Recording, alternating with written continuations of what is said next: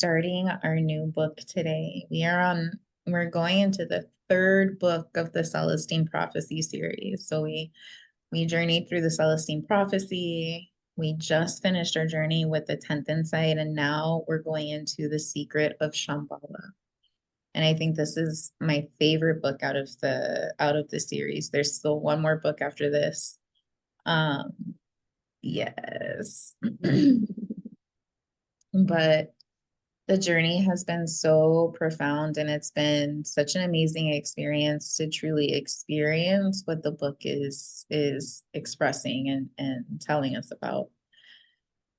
And the shifts and changes, it takes us about 3 to 4 months to go through the book. And so it's been almost a year. It'll probably be a year going through this after we finish this book. And just the shifts and changes that have happened within that year have been so deep, so profound, so intense. And it's been nice to have this gathering space to kind of come weekly and dive into this journey and recognize that we're not alone, not even in this time. I mean, these books were written in, let me see if I can find it. Yeah, this one's copyrighted 1999. And Wow. this is the third one in the series, but for it to be speaking of everything that we're walking through right now, Mm-hmm. it's just super amazing and Yeah. and amazing to experience. So I'm grateful for this space, grateful to start this new journey, and excited to see what evolves from it, what expands, what shows itself on this journey for us. Mm-hmm. Excited to be here. Thank you for having me. Mhm. All right, so we're gonna go ahead and dive right in with the book club here. You don't have to have the book. We read, you don't have any homework. We read as we together, and if there's anything that's alive for you, like just share it. Um, let's go ahead. If you don't mind, I'll start. And I want to read this author's note that I have, and I don't know if you have it in your book. I think we may have different versions of it because this is an older version. Yep, perfect. So I'm going to go ahead and read that just because I always love hearing what the authors have to say about their Yeah. book. My author's note. When I wrote the Celestine Prophecy and the 10th Insight, I was firmly convinced that human culture was evolving through a series of insights into life and spirituality, insights that could be described and documented. All that has occurred since has only deepened this belief.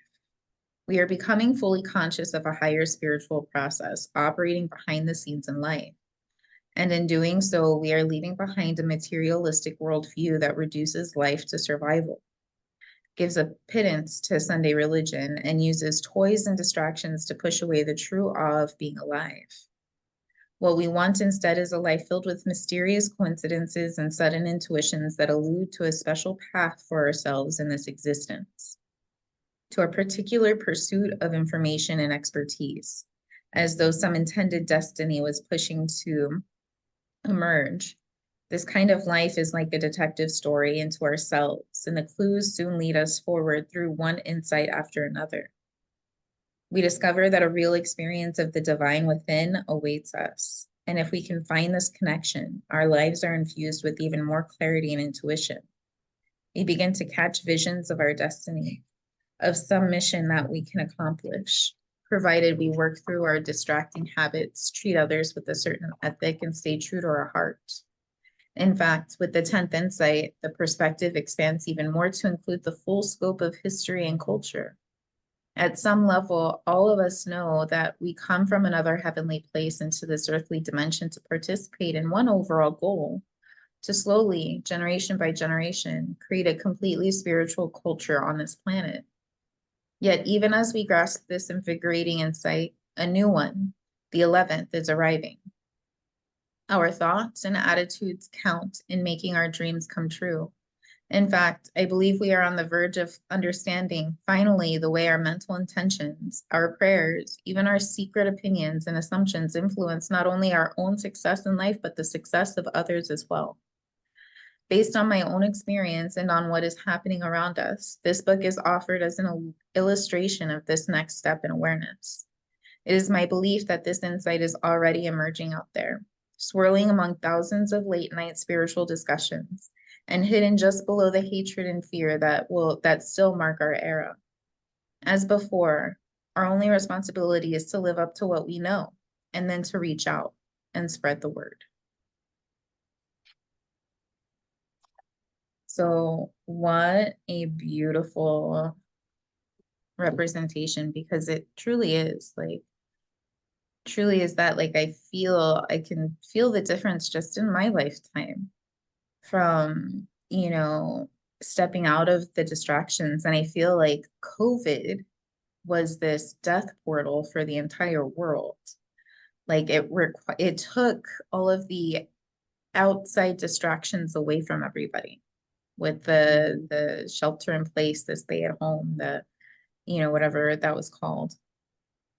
And in that required people to really look at themselves, whether they wanted to or not, and to come to the reckoning of whether or not they kept good company with themselves.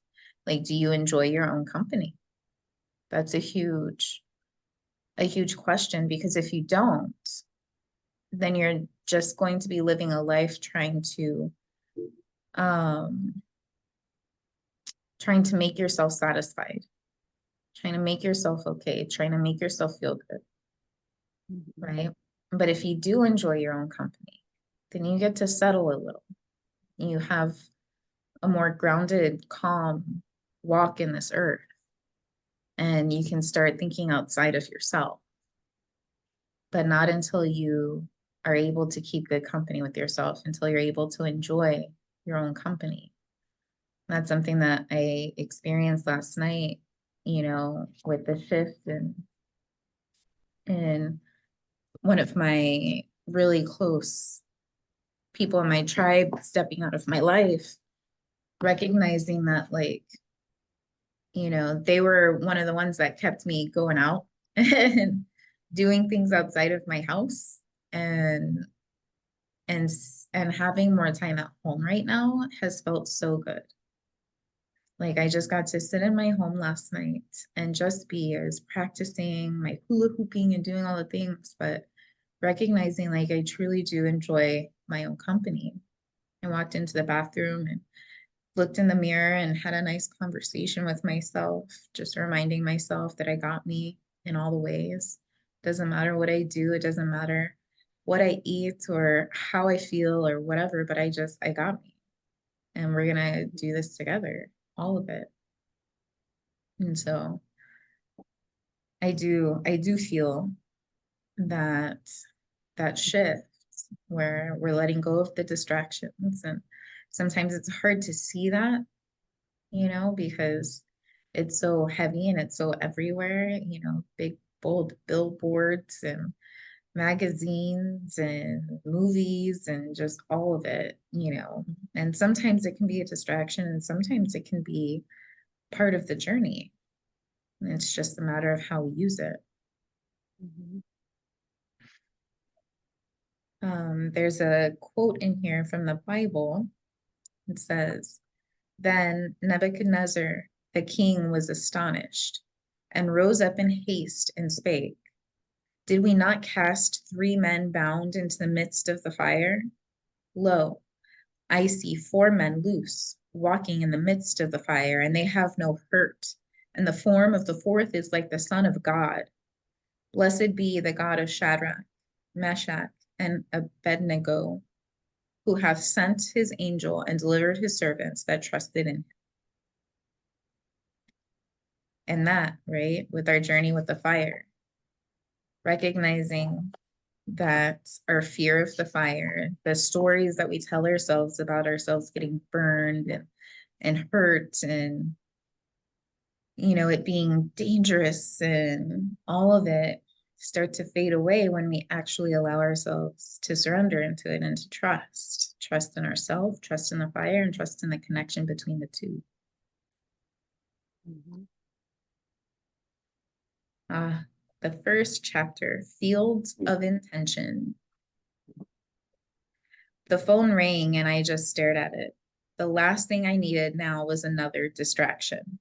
I tried to push it from my mind, gazing out the window at the trees and wildflowers, hoping to lose myself in the array of fall colors in the woods around my house. It rang again, and I got a vague but stirring image in my mind's eye of a person needing to talk with me. Quickly, I reached over and answered it. Hello?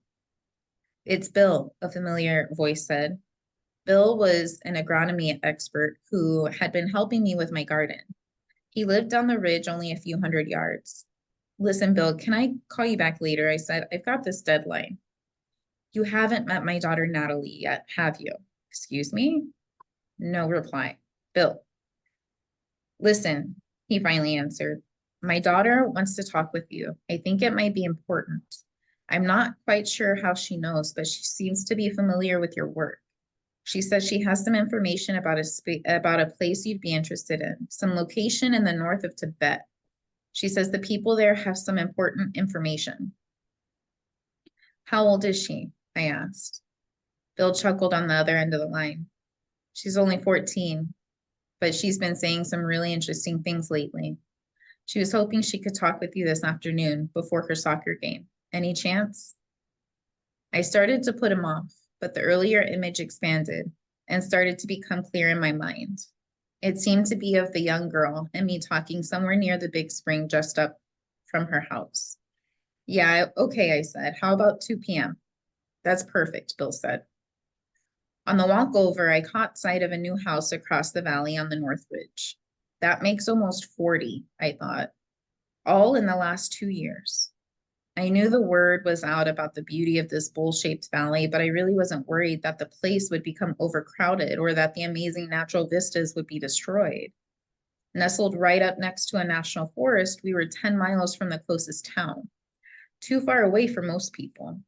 And the family who owned this land and was now selling selected house sites on the outer ridges seemed determined to keep the serenity of the place unspoiled. Each house had to be low slung and hidden amid the pines and sweet gums that defined the skyline. What bothered me more was the preference for isolation exhibited by my neighbors. From what I could tell, most were characters of a sort, refugees from careers in various professions who had carved out unique vocational niches that allowed them to now operate on flex time or travel on their own schedules as consultants, a freedom that was necessary if one was to live this far out in the wilderness. The common bonds among all of us seemed to be a persistent idealism and the need to stretch our particular professions by an infusion of spiritual vision, all in the best 10th Insight tradition. Yet, almost everyone in the valley stayed to themselves, content to focus on their diverse fields without much attention to community or the need to build on our common vision. This was especially true among those of different religious persuasions. For some reason, the valley had attracted people holding a wide range of beliefs, including Buddhism, Judaism, both Catholic and Protestant Christian, and Islam. And while there was no hostility of any kind by one religious group toward another, there wasn't a feeling of affinity either. The lack of community concerned me because there were signs that a few of our kids were displaying some of the same problems seen in suburbia. Too much time alone, too much video, and too much regard for the slight and put downs at school. I was beginning to be concerned that there wasn't enough family and community in their lives to push these peer problems into the background and keep them in proper perspective. Up ahead, the path narrowed, and I had to make my way between two large boulders that edged right up to a sheer drop-off of about 200 feet. Once past, I could hear the first gurgles of Phillips Spring, named by the fur trappers that first set up a camp here in the late 17th century. The water trickled down several tiers of rocks into a lazy pool 10 feet across that had originally been dug out by hand. Successive generations had added features, such as apple trees up near the mouth and mortared stone to reinforce and deepen the pool. I walked up to the water and reached out to cup some in my hand, brushing a stick out of the way as I leaned forward. The stick kept moving, slithering up the rock face and into a hole. Cottonmouth, I said aloud, stepping back and feeling the sweat pop out on my brow. There are still perils involved in living here in the wild, although not perhaps the ones that old man Phillips faced centuries ago, when you could turn a corner in the path one day and come face to face with a big cougar guarding her young, or worse, a pack of wild boars with 3-inch tusks that would slit your leg wide open if you didn't get up a tree fast enough. If the day was going especially bad, you might even come upon an angry Cherokee or a displaced Seminole who was tired of finding some new settler on his favorite hunting ground and was harboring the conviction that a large bite of your heart would stem the European tide forever. No, everyone alive in that generation, Native Americans and Europeans alike, faced direct perils that tested one's mettle and courage in that moment. Our generation seemed to be dealing with other problems that are more related to our attitude toward life and the constant battle between optimism and despair. Everywhere are the voices of doom these days, showing us factual evidence that the modern Western lifestyle can't be sustained, that the air is warming, the terrorists' arsenals are growing, the forests dying, and the technology running wild into a kind of a virtual world that makes our kids crazy and threatens to take us further and further into distraction and aimless surrealism. Countering this viewpoint, of course, are the optimists, who claim that history has been filled with doomsayers, that all our problems can be handled by the same technology that produced these perils, and that the human world has only begun to reach its potential. I stopped and looked out at the valley again. I knew that the Celestine vision lay somewhere in between these poles. It encompassed a belief in sustainable growth and humane technology, but only if pursued by an intuitive move toward the sacred, and an optimism based on a spiritual vision of where the world can go. One thing was certain: if those who believe in the power of vision were to make a difference, it had to begin right now, when we're poised in the mystery of the new millennium. The fact of it still awed me. How did we get lucky enough to be the ones alive when not only a century changed, but a 1,000-year period as well? Why us? Why this generation? I got the feeling that larger answers were still ahead. I looked around the spring for a moment, half expecting Natalie to be up here somewhere. I was sure this was the intuition I'd had. She'd been here at the spring, only I seemed to be looking at her through a window of some kind. It was all very confusing. When I arrived at her house, there seemed to be no one home. I walked onto the deck of the dark brown A-frame and knocked on the door loudly. No answer. Then, as I glanced around the left side of the house, something grabbed my attention. I was looking down a rock pathway that led past Bill's huge vegetable garden and up to a small grassy meadow on the very top of the ridge. Had the light changed? I looked up at the sky, trying to figure out what had occurred. I had seen a shift in the light in the meadows, as though the sun had been behind a cloud and then had suddenly peeked out, illuminating that specific area. But there were no clouds. I strolled up to the meadow and found the young girl sitting at the edge of the grass. She was tall and dark-haired, wearing a blue soccer uniform, and as I approached, she jerked around, startled. "Didn't mean to scare you," I said. She looked away for a moment in the shy way a teenager might, so I squatted down to be at her eye level and introduced myself. She looked back at me with eyes much older than I expected. "We aren't living the insights here," she said. I was taken aback. "What? The insights? We aren't living them." "What do you mean?" She looked at me sternly. "I mean, we haven't figured it out completely. There's more that we have to know." "Well, it's not that easy." I stopped. I couldn't believe I was being confronted by a 14-year-old like this. For an instant, a flash of anger swept across me, but then Natalie smiled. Not a large smile, just an expression at the edges of her mouth that made her endearing. I relaxed and sat down on the ground. I believe the insights are real, I said, but they aren't easy. It takes time. She wasn't letting up, but there are people who are living them now. I looked at her for a moment. Where? In Central Asia, the Kunlun Mountains. I've seen it on the map. She sounded excited. You have to go there. It's important. There's something changing. You have to go there now. You have to see it. As she said this, the expression on her face looked mature, authoritative, like that of a 40-year-old. I blinked hard, not believing what I was seeing. You have to go there, she repeated. Natalie, I said, I'm not sure what you mean. What kind of place is it? She looked away. You said you saw it on a map. Can you show it to me? She ignored my question, looked distracted. What time is it? She asked slowly, stuttering. 2:15. I gotta go. Wait, Natalie, this place you were talking about, I gotta meet the team. She said I'm going to be late. She was walking fast now, and I struggled to reach her. What about this place in Asia? Can you remember exactly where it is?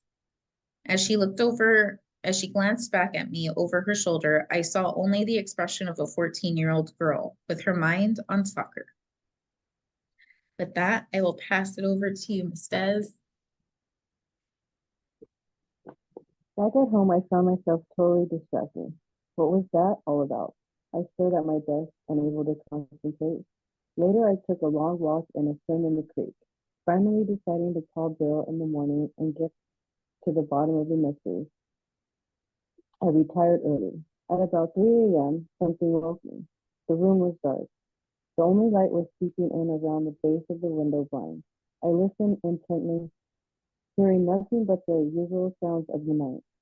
An intermittent chorus of crickets, the occasional drone of bullfrogs down by the creek and far away, the low bark of a dog. I thought about getting up and locking the doors of the house, something I seldom ever did, but I shrugged off the idea, content to let myself ease back into the sleep. I would have faded away altogether, except that in my last sleepy glance about the room, I noticed something different at the window. There was more light outside than before. I sat up and looked again. There was definitely more light coming in around the blind. I pulled on some I pulled on some pants and walked over to the window and parted the wooden slats. Every, Everything appeared normal. Where had the light come from? Suddenly I heard a light knocking behind me. Someone was in the house. Who's there? I asked without thinking. No answer. I walked out of the bedroom and into the hall that led to the living room, thinking about going to the closet and getting out my make rifle. But I realized the key to the closet was back in the dresser drawer by the bed. Instead, I carefully walked on. Without warning, a hand touched my shoulder. It's Will. I recognized the voice and nodded. When I reached for the light on the wall, he stopped me, then walked across the room and looked out through the window. As he moved, I realized that something about him was different from the last time I had seen him. He was somehow less graceful, and his features seemed completely ordinary, not slightly luminous as before. What are you looking for? I asked. What's going on? You scared me half to death.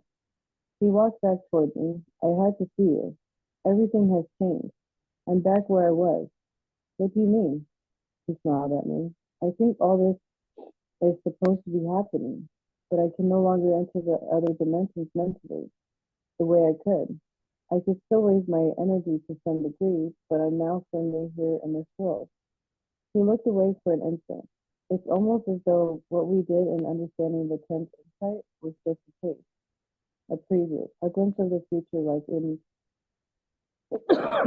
near, excuse me, in near-death experience. And now it's over. Whatever we're to do now, we have to do right here on this earth. I never could do it again, I said. Will looked at me in the eye. You know, excuse me. We've received a lot of information about human evolution, about paying attention, about being guided forward by intuition and a coincidences. We've been given a mandate to hold a new vision, all of us. Only we aren't making it happen at the level we can. Something in our knowledge is still missing. He paused for a minute and then said, I'm not sure why yet, but we have to go to Asia, somewhere near Tibet. Something is happening there, something we have to know. I was startled. Young Natalie had said the same thing. Will walked back to the window again, peering out. Why do you keep looking out the window? I asked. And why do you slip into the house? Why didn't you just knock? What's going on?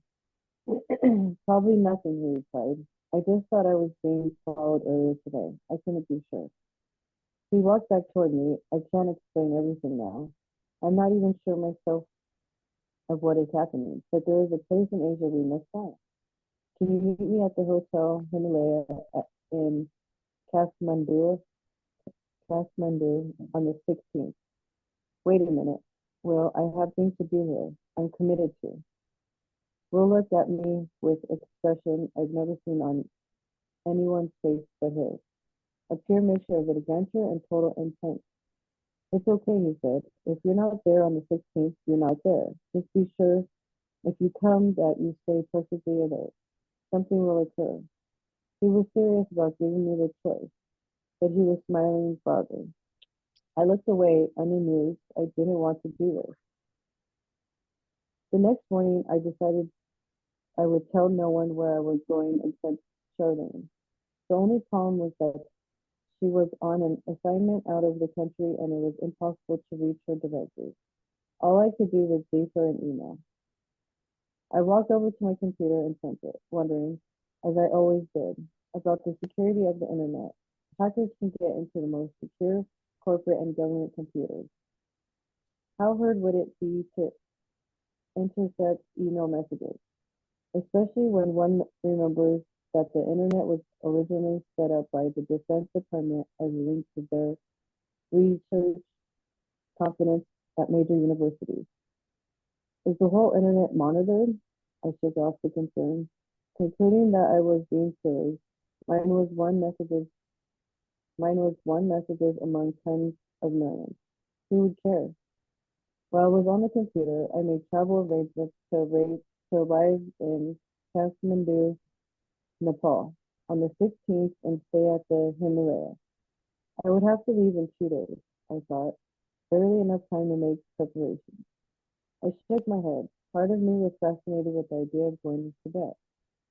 I knew that its geography was one of the most beautiful and mysterious in the world, but it was also a country under the repressive control of the Chinese government, and I knew it could be a dangerous place. My plan was to go only as far with this adventure of self-faith. No more getting in over my head and letting myself be pulled into something I couldn't control. Will had left my home as quickly as he arrived, without telling me anything more, and my mind was full of questions. What did he know of this place near Tibet? And why was an adolescent, Adolescent. adolescent girl telling me to go there? Will was being very cautious. Why? I wasn't going to step beyond Kathmandu. Am I saying that right? Kathmandu. It's Kathmandu. Yeah, Kathmandu? Yeah. Okay. Kathmandu. Until I until I found out. When the day came, I tried to stay very alert through the Frankfurt, long flights to Frankfurt, New Delhi, and then Kathmandu. But nothing of note occurred. At the Himalaya, I checked in under my own name and put my things in the room, then began to look around. Ending up at the lobby restaurant. Sitting there, I expected Will to walk in any moment, but nothing happened. After an hour, the idea of going to the pool came to mind. So I held in bellman and found out it was outside. It would be slightly chilly, but the sun was bright, and I knew the fresh air would help me adjust to the altitude. I walked out the exit and found the pool in between the L-shaped wings of the building. There were more people there than I would have imagined, although few were talking.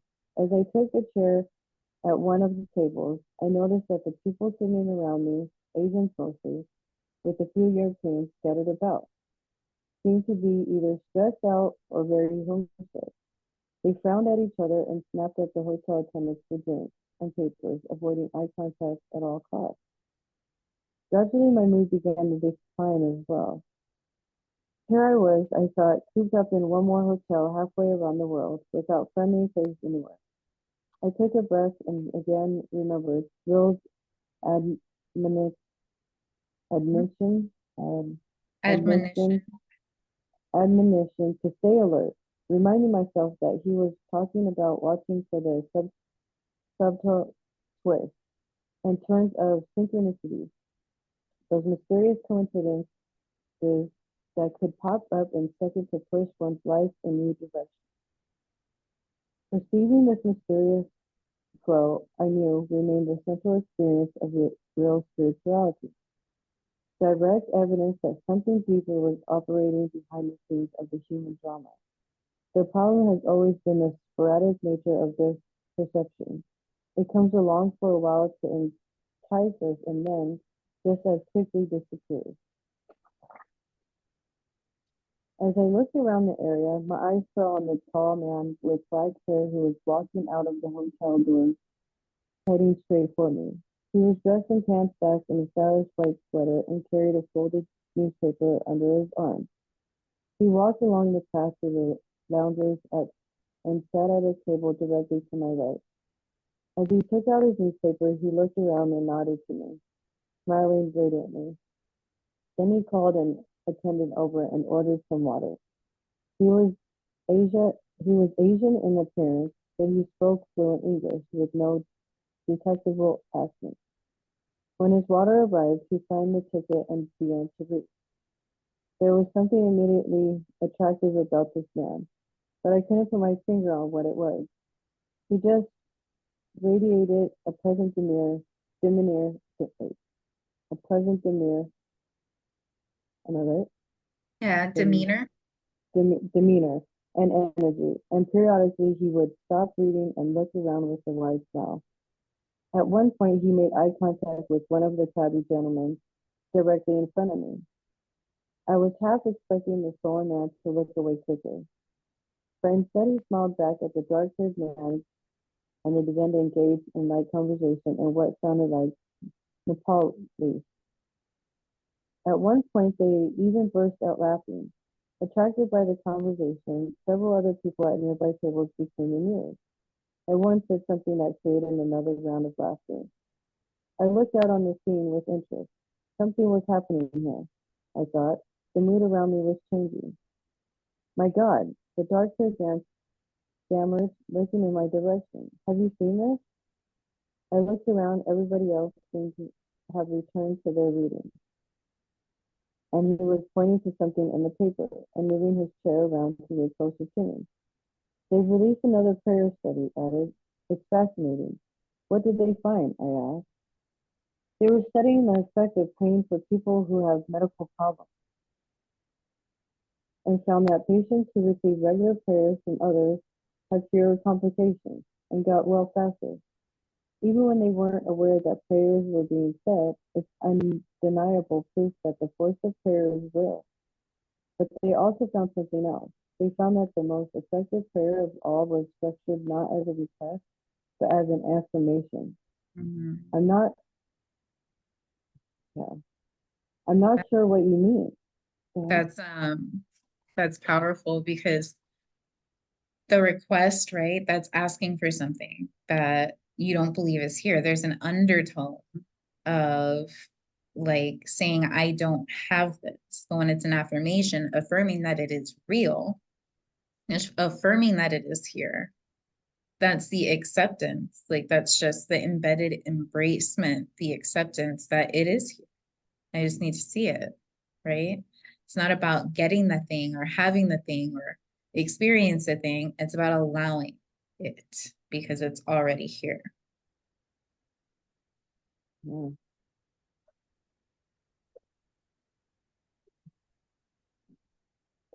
I'm not sure what you mean, I said. He was staring at me with crystal blue eyes. They set up the study to rest two types of prayer.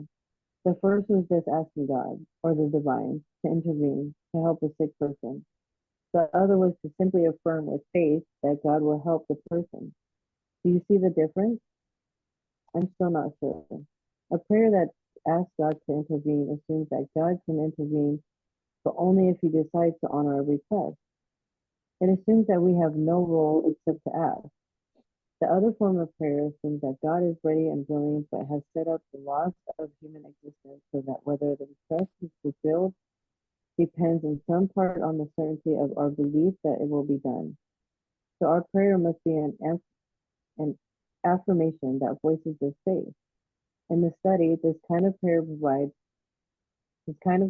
proved to be most effective.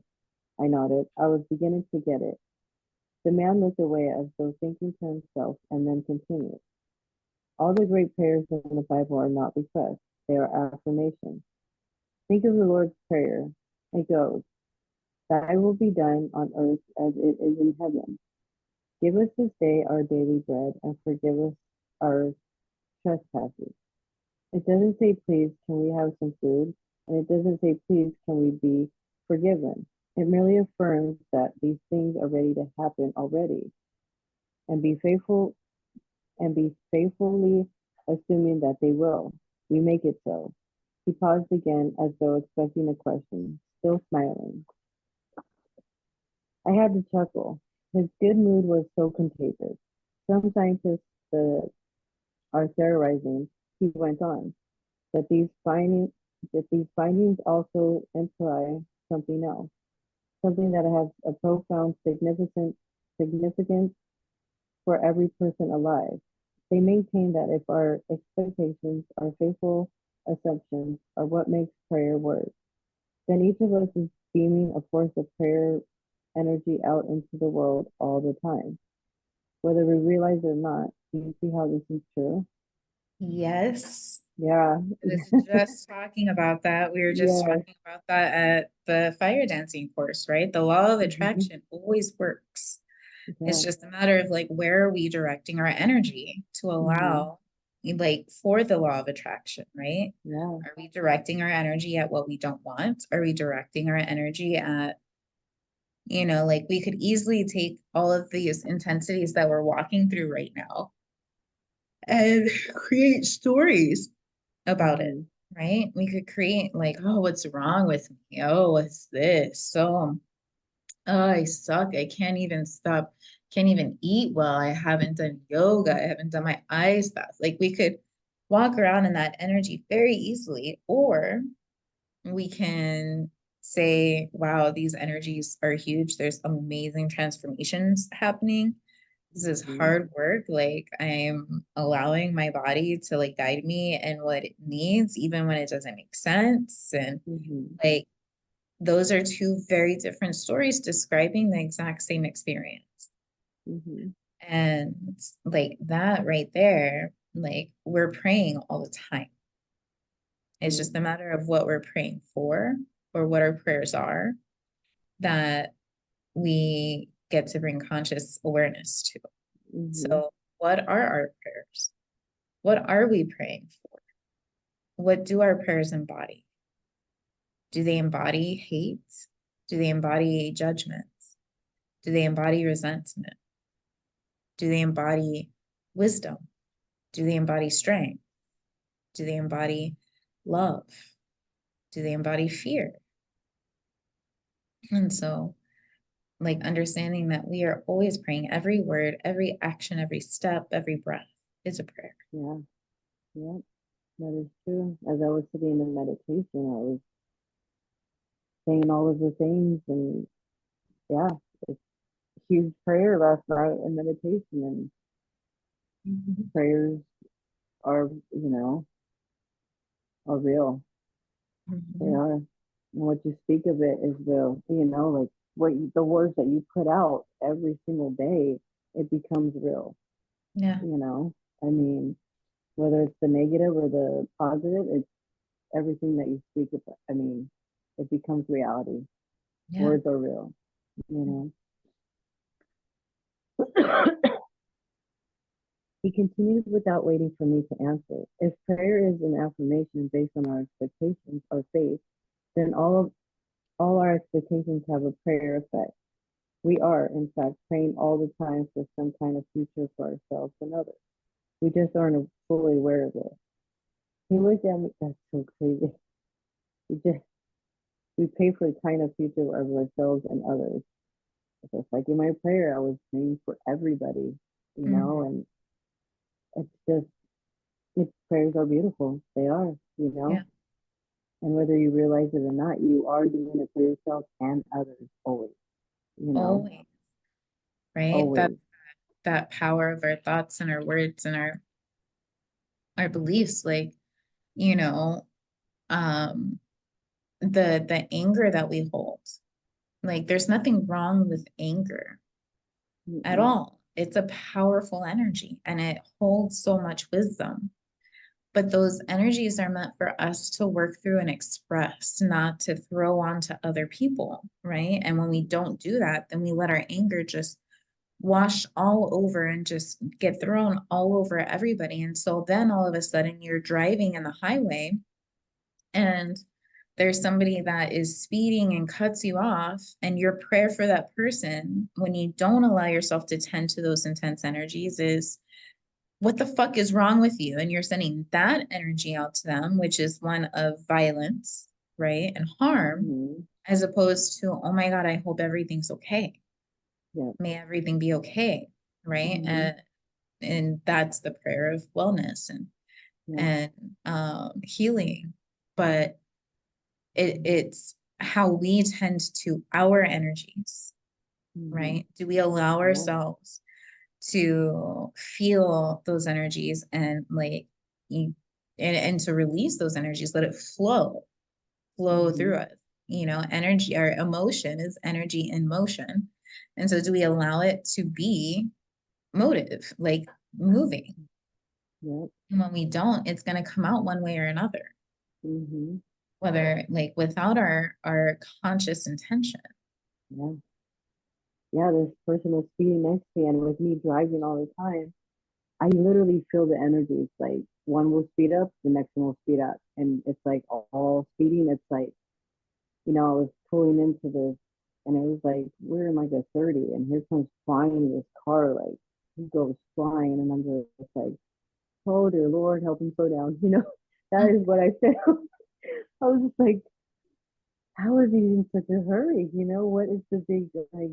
And so I was just like, I told God, like, help the guy slow down, just that right there. I mean, it's not that serious, but obviously it is that serious for him to get to, going wherever he was going. But yeah, Well, to him, and like that's that piece, right? Like, even that, like it's just sending out the prayer for safety and love, right? Not mm-hmm, to slow mm-hmm, down or to speed up or to whatever, but like no controlling, no changing, just mm-hmm.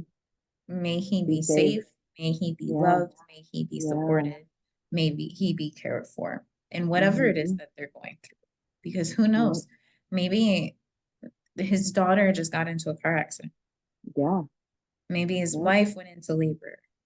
mm-hmm. Maybe like somebody just got shot or killed or whatever. That Like we don't we know. don't know. We never So know. maybe going that fast is exactly what he fucking needs, Mm-hmm. right? Yeah, yep. I mean, when people flip me off, I'm like, here you go. I just send them love. I'm like, you need love. Mm-hmm. uh, but, oh, okay. So where were we? He continued without waiting for me. Is that what I think you I'll just just go finished by that first. one. It's the one right Okay. down Okay. He looked at me as though he had just dropped the bombshell. Can you imagine? He continued. Science is now confirming the assertions of the most there. esoteric, Esoteric.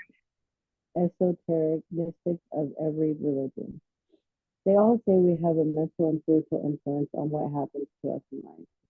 Remember the scriptures about how faith sees a mustard, the faith, how faith the size of a mustard seed can move mountains.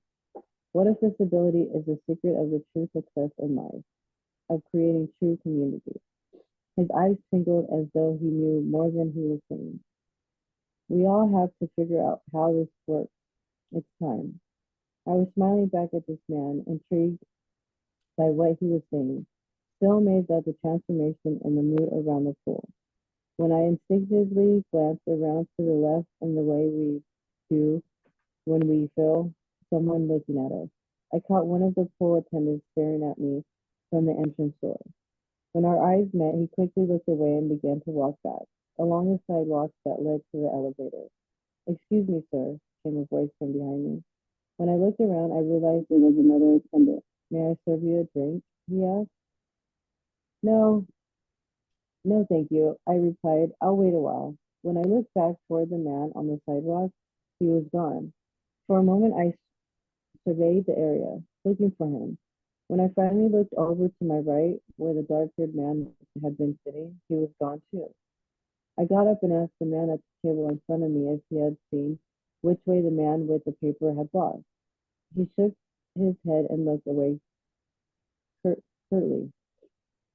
Okay, I will pass it on to you, Miss Kim. Yeah. For the rest of the afternoon, I stayed in my room. The events at the pool were disconcerting. Who was the man telling me about prayer? Was there a synchronicity involved with this information? And why was the attendant staring at me? And where was Will? Around dusk, after a long nap, I ventured out again, deciding to walk down the street a few blocks to an outdoor restaurant I heard one of the guests mention. Very close, perfectly safe. The bespectacled concierge told me when I asked him how to get there. No problem. I walked out of the lobby into the fading light, keeping an eye out for Will. The street was crowded with people, and I pushed my way through. When I arrived at the restaurant, I was given a small corner table next to a 4-foot-high wrought iron fence that separated the dining area from the street. I ate a leisurely dinner and read an English newspaper, keeping the table for more than an hour. At one point, I grew uncomfortable. I felt as though I was being watched again, only I couldn't see anyone looking. I gazed around at the other tables, but no one seemed to be paying me the slightest attention. Standing up, I peered over the fence at the people on the street. Nothing. Struggling to shake the feeling, I paid the check and walked back toward the hotel. As I neared the entrance, I caught sight of a man at the edge of a row of bushes about 20 feet away to my left. Our eyes met, and he took a step toward me. I looked away and was walking past when I realized it was the attendant I had caught looking at me at the pool. Only he was now dressed in sneakers and jeans with a plain blue shirt. He appeared to be about 30, with very serious eyes. I hurried on by. Excuse me, sir, he called out. I continued to walk. Please, he said, I must speak with you. I moved a few yards further so that I would be in the sight of the doorman and bill staff, then asked, what is it? He moved closer, half bowing. You are someone I believe I am here to meet. You know Mr. Wilson James? Will, yes. Where is he?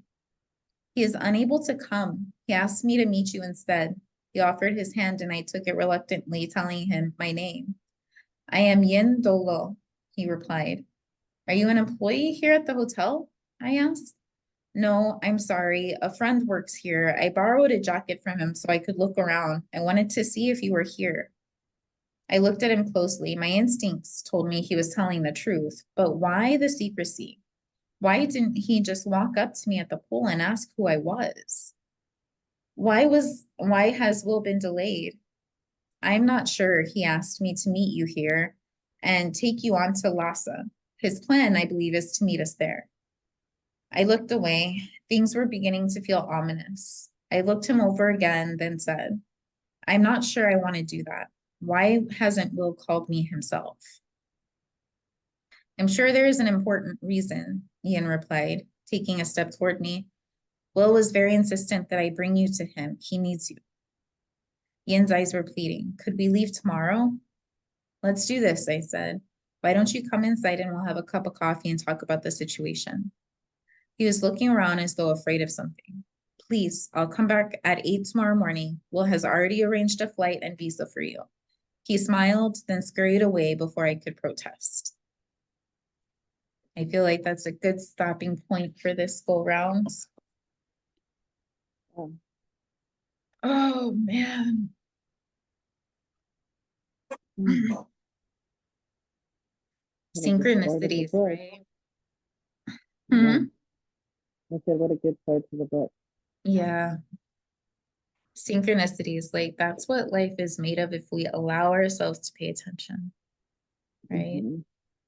We allow ourselves to heal our relationship with our intuition and our instinct.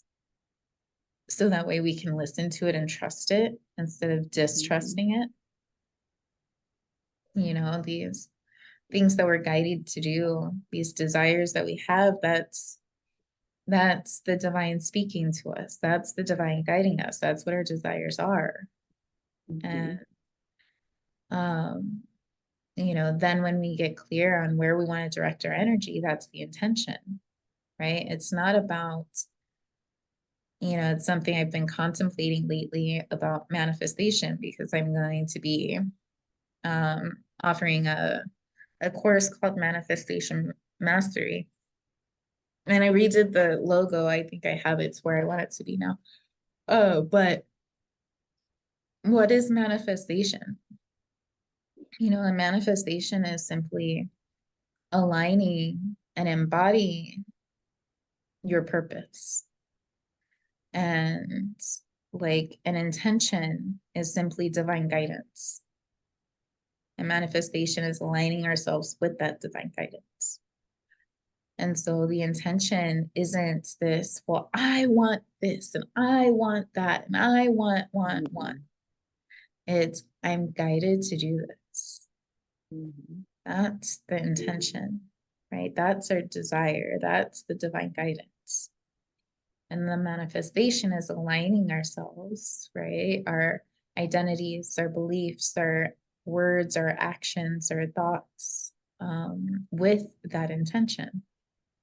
And then that's how we manifest it. We bring it into this physical reality. It's, you know, I used to see it as this like woo woo spiritual. I don't have any role in this. I just come up with the intention and then boom, it manifests.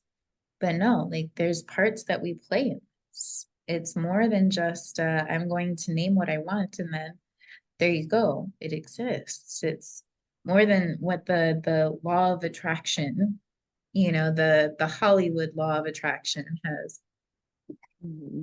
portrayed. And so I'm excited and like I love how again aligned all of this is, this book, and starting with the field of intention, right? Especially starting to step into this new, like just new realms all over the place. The sacred wild stepping into its new version, you know, as a nonprofit organization, me stepping into my 40th year and beginning to step out of having a 9 to 5 and changing my way of being and my thought patterns around that.